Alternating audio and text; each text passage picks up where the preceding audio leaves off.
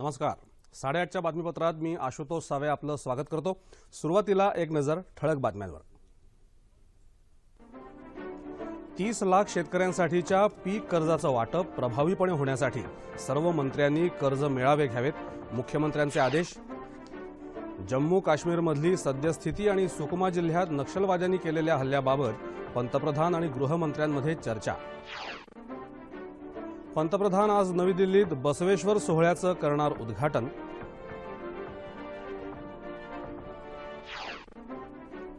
भारतीय तंत्रज्ञान संस्थांमधलं विद्यार्थिनींचं प्रमाण 8% वरून 20% वाढवणार, मनुष्यबळ विकास मंत्री प्रकाश जावडेकर यांचं प्रतिपादन.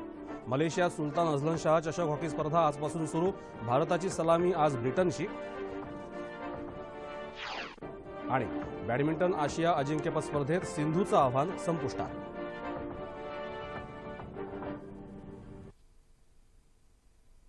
राज्यातल्या 30 लाख शेतकऱ्यांपर्यंत पीक कर्जाचं वाटप प्रभावीपणे होण्यासाठी सर्व मंत्र्यांनी राज्यातल्या सगळ्या जिल्ह्यांमध्ये कर्ज मेळावे आयोजित करावेत. तसंच जिल्हाधिकाऱ्यांनी या मेळाव्याचं नीट नियोजन करावं, असे आदेश मुख्यमंत्री देवेंद्र फडणवीस यांनी दिले आहेत. राज्यातल्या खरीप पिकांचा आढावा घेण्यासाठी मुंबईत खरीप हंगामपूर्व राज्यस्तरीय बैठक झाली, त्यावेळी ते बोलत होते. कृषी क्षेत्राशी संबंधित सर्वांनी केलेल्या परिश्रमांमुळे राज्यात कृषी विकास दर 2 आकड्यांपर्यंत पोहोचला आहे. मात्र पीक कर्ज वितरणाची समस्या सोडवायला हवी, असं मुख्यमंत्री म्हणाले. डबघाईला आलेल्या जिल्हा बँकांमुळे पीक कर्ज वितरणात अडचणी येत आहेत, असं मत मुख्यमंत्र्यांनी व्यक्त केल्याचं समजतं. शेतकऱ्यांना वेळोवेळी मार्गदर्शन करण्यासाठी कृषी विद्यापीठं आणि शासकीय विभागांनी एकत्र काम करण्याची गरज आहे, असंही ते म्हणाले. कृषी उत्पादकता वाढवणं गरजेचं असून त्यासाठी समूळ शेती आणि जलयुक्त शिवारची कामं 2 महिन्यात पूर्ण करणं आवश्यक असल्याचं मुख्यमंत्र्यांनी सांगितलं. राज्यातल्या प्रत्येक शेतकऱ्याला पीक विमा योजनेत सामील करण्यासाठी विशेष प्रयत्न करावेत. तसंच अन्न प्रक्रिया आणि अन्नधान्य साठा व्यवस्था वाढवण्यावरही भर देणं आवश्यक असल्याचं मुख्यमंत्री यावेळी म्हणाले. या बैठकीत कृषी मंत्री पांडुरंग फुंडकर, कृषी राज्यमंत्री सदाभाऊ खोत, महसूल मंत्री चंद्रकांत पाटील, आरोग्यमंत्री दीपक सावंत यांच्यासह विविध मंत्री आणि अधिकारी उपस्थित होते.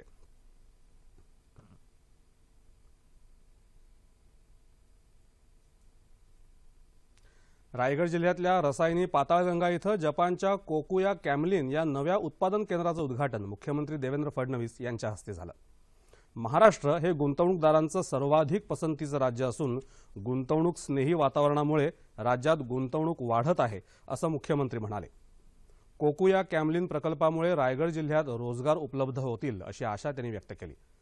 दिलीप दांडेकर या मराठी माणसानं जपानी कंपनीसोबत कोकुयो कॅमलिन ही संयुक्त कंपनी स्थापन केली. आज हा उद्योग नावारूपाला आला आहे. भविष्यातही या कंपनीची प्रगती हो, अशा शुभेच्छा मुख्यमंत्र्यांनी यावेळी दिल्या. आमदार प्रशांत ठाकूर, मनोहर भोईर, जिल्हाधिकारी शीतल उगले, कॅमलिनचे अध्यक्ष दिलीप दांडेकर, उपाध्यक्ष श्रीराम दांडेकर आणि कंपनीचे अधिकारी यावेळी उपस्थित होते.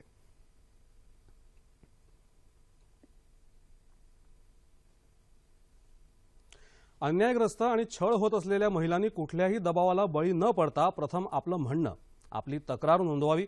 आपल्या तक्रारींवर पोलीस प्रशासन आणि संबंधित यंत्रणेकडून योग्य तो प्रतिसाद मिळत नसेल तर महिला आयोग संबंधितांकडे अशा तक्रारींचा पाठपुरावा करून तुम्हाला न्याय मिळवून देण्यासाठी प्रयत्नशील राहील, अशी ग्वाही राज्य महिला आयोगाच्या अध्यक्ष डॉक्टर विजया रहाटकर यांनी दिली आहे. औरंगाबाद इथल्या सुभेदारी विश्रामगृह इथं राज्य महिला आयोगाच्या वतीनं राबवण्यात येत असलेल्या महिला आयोग तुमच्या दारी या उपक्रमाअंतर्गत तक्रारदार महिलांनी आपली गाऱ्हाणी डॉक्टर रहाटकर यांच्याकडे मांडली, त्यावेळी त्या बोलत होत्या. यावेळी एकूण 13 तक्रारी प्राप्त झाल्या. यामध्ये कौटुंबिक हिंसाचाराच्या 6, पोलीस विभागाकडून योग्य ती कार्यवाही होत नसल्याच्या 4 तक्रारी तर इतर 3 तक्रारींचा समावेश आहे.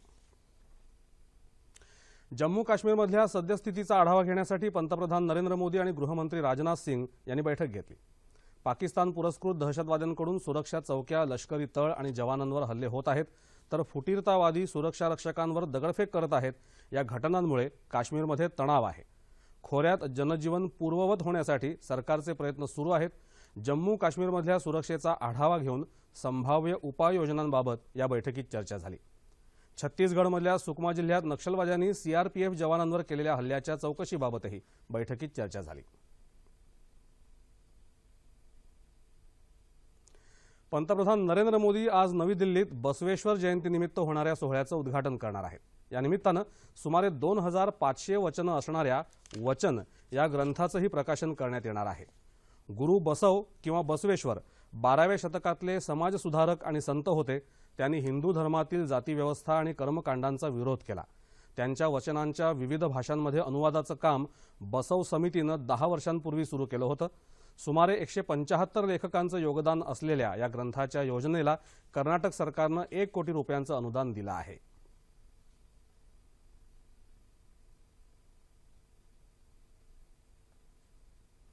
IIT अर्थात भारतीय तंत्रज्ञान संस्थांमध्ये सध्या केवळ 8% असलेला विद्यार्थिनींचा सहभाग वाढवून तो 20% करण्याचा निर्णय IIT परिषदेच्या मुंबईत झालेल्या सभेत घेण्यात आला। केंद्रीय मनुष्यबळ विकास मंत्री प्रकाश जावडेकर यांनी बैठकीनंतर बातमीदारांना ही माहिती दिली। प्रवेश परीक्षेत उत्तीर्ण झालेल्या अनेक विद्यार्थिनी प्रत्यक्ष प्रवेश घेत नाहीत असं आढळून आलं असलं तरी IIT मध्ये विद्यार्थिनींसाठी जागा वाढवण्यात येतील असं त्यांनी स्पष्ट केलं। आंतरराष्ट्रीय स्पर्धेच्या धर्तीवर देशांतर्गत IITची कामगिरी उत्कृष्ट व्हावी या दृष्टीनं संशोधन आणि नाविन्यतेवर जोर देण्यात येणार आहे। विद्यार्थ्यांच्या संशोधन कार्यासाठी प्रधानमंत्री शिष्यवृत्ती योजनेअंतर्गत दर महिन्याला 75,000 रुपयांची तरतूद व्हावी यासाठी शिफारस करण्यात आली असून हा प्रस्ताव निर्णयासाठी मंत्रिमंडळाकडे सादर करण्यात येणार आहे। नीती आयोगासारखीच IITची सुद्धा कार्यपद्धती 3 भागात विभागली जाईल। यासाठी कार्ययोजना 3 वर्ष, धोरण योजना 7 वर्ष आणि दीर्घकालीन योजना 15 वर्षांची असेल असंही जावडेकर यांनी स्पष्ट केलं। काश्मीरमधल्या दगडफेकीच्या मुद्द्यावर सर्वोच्च न्यायालयात झालेल्या सुनावणीदरम्यान खोऱ्यातल्या फुटीरतावाद्यांशी सरकार कोणतीही चर्चा करणार नाही असं महाधिवक्ता मुकुल रोहतगी यांनी स्पष्ट केलं। राजकीय स्तरावरच चर्चा शक्य आहे।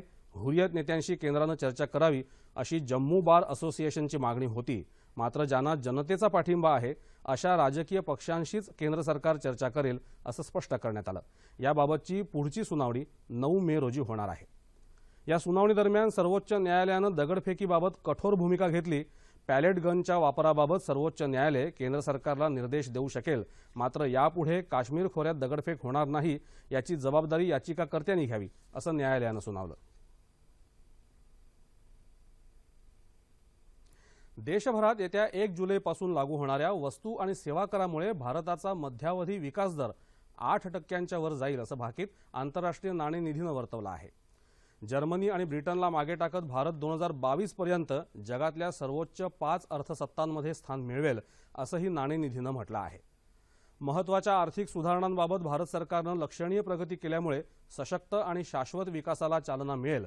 साहजिकच भविष्यात विकासाची मोठी दालनं भारतासाठी उघडतील असं नाणेनिधीचे उपमहासंचालक ताओ झँग यांनी PTI या वृत्तसंस्थेला दिलेल्या मुलाखतीत सांगितलं। वस्तू आणि सेवा करामुळे उत्पादनाला चालना मिळून देशांतर्गत व्यापार आणि सेवा पुरवठा वाढीला लागेल असे ते म्हणाले। भारतीय अर्थव्यवस्था वेगानं विकसित होत असून 2017-18 या आर्थिक वर्षात ती 7.2% विकासदर नक्की गाठेल असा विश्वासही झँग यांनी व्यक्त केला। कर्मचारी भविष्य निर्वाह निधीतून स्वतःच्या किंवा कुटुंबातल्या सदस्यांच्या आजारपणासाठी अग्रिम रक्कम काढताना आता वैद्यकीय किंवा इतर कोणत्याही प्रमाणपत्राची आवश्यकता असणार नाही। सदस्याला त्याच्या अथवा त्याच्यावर अवलंबून असलेल्या सदस्याच्या आजारपणासाठी स्वयं घोषणापत्राच्या आधारावर रक्कम काढता येणार आहे। दिव्यांग व्यक्तीसाठीही हाच निर्णय लागू असेल। या संदर्भात केंद्रीय श्रम आणि रोजगार मंत्रालयानं कर्मचारी भविष्य निर्वाह निधी योजना 1952च्या 68J आणि 68N या परिच्छेदांमध्ये सुधारणा केली आहे। अधिकृत राजपत्रात ही सुधारणा प्रसिद्ध झालेल्या तारखेपासून हा निर्णय अंमलात येईल। स्वयं घोषणापत्राचा नमुना अग्रिम रक्कम काढण्यासाठीच्या अर्जात समाविष्ट करण्यात आला आहे। विज्ञान आणि तंत्रज्ञानातील प्रगतीच्या आधारे जागतिक महासत्ता होण्याची क्षमता भारतात नक्कीच आहे। मात्र त्यासाठी गरज आहे ती आजच्या लहानग्यांमधून उद्याचे वैज्ञानिक घडवण्यासाठीच्या प्रामाणिक प्रयत्नांची। विज्ञानाची कास धरली तर भारत जागतिक महासत्ता होऊ शकतो हे स्वप्न भारताचे थोर शास्त्रज्ञ आणि माजी राष्ट्रपती दिवंगत APJ अब्दुल कलाम यांनी आपल्याला दाखवलं आणि त्यासाठी आजच्या लहान मुलांमधून उद्याचे वैज्ञानिक घडवण्याची गरजही त्यांनी अधोरेखित केली। कलामांचं हेच स्वप्न पूर्ण करण्याचा ध्यास घेतलाय कराडमधल्या डॉक्टर संजय पुजारी या विज्ञान वेड्या शिक्षकानं।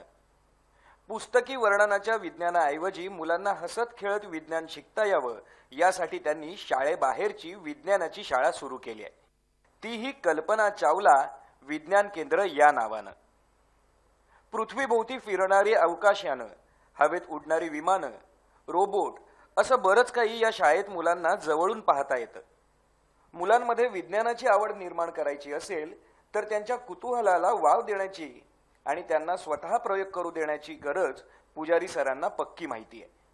म्हणूनच तर इथे येणारी मुलं त्यांना वीज कशी वाहते, विमान कसं उडतं असे असंख्य प्रश्न विचारतात आणि पुजारी सरही त्याची हसत खेळत उत्तरं देतात. रविवारच्या सुट्टीच्या दिवशीही इथं प्रयोग करण्यात रमलेली मुलं पाहिली की पुजारी सरांचं विज्ञानावरचं प्रेम आणि लहानग्यांना विज्ञानाची गोडी लावण्याचा त्यांचा ध्यास आपल्या मनालाही भिडतो. खरं तर देशाच्या कानाकोपऱ्यात अशा असंख्य पुजारी सरांचे वर्ग सुरू व्हायला हवेत. तसं घडलं तर भारताची पुढची पिढी केवळ विज्ञाननिष्ठ नाही तर विज्ञानप्रिय असेल एवढं नक्की.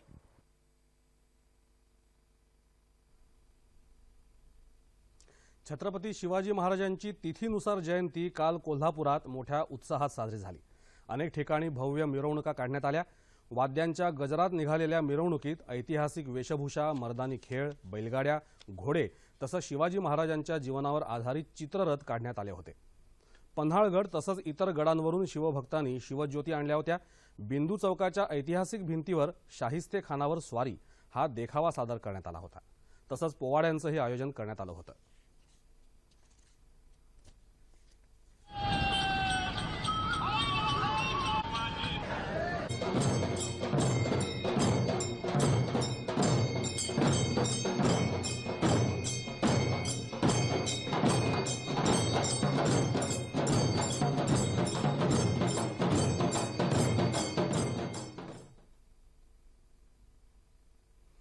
मलेशियात इपोह इथं आजपासून सुरू होत असलेल्या सुलतान अझलन शाह चषक हॉकी स्पर्धेत भारताची गाठ सलामीच्या सामन्यात आज ब्रिटनशी पडणार आहे.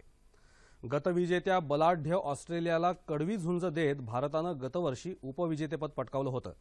5 वेळेचा विजेता आणि जागतिक क्रमवारीत सध्या 6व्या स्थानी असलेला भारतीय संघ आपला दुसरा सामना उद्या न्यूझीलंड विरुद्ध खेळेल. पुढच्या शनिवारी 6 मे रोजी अंतिम सामना. 3ऱ्या-4थ्या क्रमांकासाठी कांस्य पदकाची लढत आणि 5व्या क्रमांकासाठीची लढत होईल. 6 देशांच्या या स्पर्धेत ऑस्ट्रेलिया, यजमान मलेशिया आणि जपान हेही सहभागी असून त्यांच्यात आपापसात साखळी लढती होतील आणि गुणानुक्रमे पहिले 2 संघ अंतिम लढत खेळतील.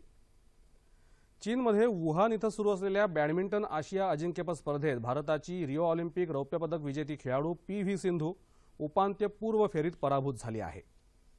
4थ्या मानांकित सिंधूचा चीनच्या 8व्या मानांकन प्राप्त ही बिंग जियाओकडून अत्यंत चुरशीच्या लढतीत 21-15, 14-21, 22-24 असा पराभव झाला. ही लढत 1 तास 20 मिनिटं चालली. सिंधूच्या पराभवाबरोबरच भारताचं या स्पर्धेतलं एकंदर आव्हान संपुष्टात आलं. हवामान. मध्य महाराष्ट्र आणि विदर्भाच्या काही भागात कमाल तापमानात सरासरीच्या तुलनेत किंचित वाढ झाली आहे. राज्याच्या उर्वरित भागात कमाल तापमान सरासरीच्या जवळपास होतं. राज्यात सर्वात जास्त तापमान चंद्रपूर इथं 44.2 अंश सेल्सिअस नोंदवलं गेलं. विदर्भात तुरळक ठिकाणी सोसाट्याचा वारा वाहण्याची तसंच पाऊस पडण्याची शक्यता आहे. सगळीकडेच उन्हाळ्यानं कहर केलेला असताना सोलापूरमध्ये काल अवकाळी पाऊस झाला. हलक्या सरीनं सुरुवात झालेल्या पावसानं शहरातल्या काही भागाला चांगलंच झोडपून काढलं. आणि शेवटी ठळक बातम्या पुन्हा एकदा. 30 लाख शेतकऱ्यांसाठीच्या पीक कर्जाचं वाटप प्रभावीपणे होण्यासाठी सर्व मंत्र्यांनी कर्ज मेळावे घ्यावेत, मुख्यमंत्र्यांचे आदेश. जम्मू काश्मीरमधली सद्यस्थिती आणि सुकमा जिल्ह्यात नक्षलवाद्यांनी केलेल्या हल्ल्याबाबत पंतप्रधान आणि गृहमंत्र्यांमध्ये चर्चा. पंतप्रधान आज नवी दिल्लीत बसवेश्वर सोहळ्याचं करणार उद्घाटन. भारतीय तंत्रज्ञान संस्थांमधलं विद्यार्थिनींचं प्रमाण 8% 20% वाढवणार, मनुष्यबळ विकास मंत्री प्रकाश जावडेकर यांचं प्रतिपादन. मलेशियात सुलतान अझलन शाह चषक हॉकी स्पर्धा आजपासून सुरू. भारताची सलामी आज ब्रिटनशी. आणि बॅडमिंटन आशिया अजिंक्यपद स्पर्धेत सिंधूचं आव्हान संपुष्टात. याबरोबरच हे बातमीपत्र संपलं. पुन्हा भेटूया 11:30 वाजता आपल्या सह्याद्री वाहिनीवर. नमस्कार.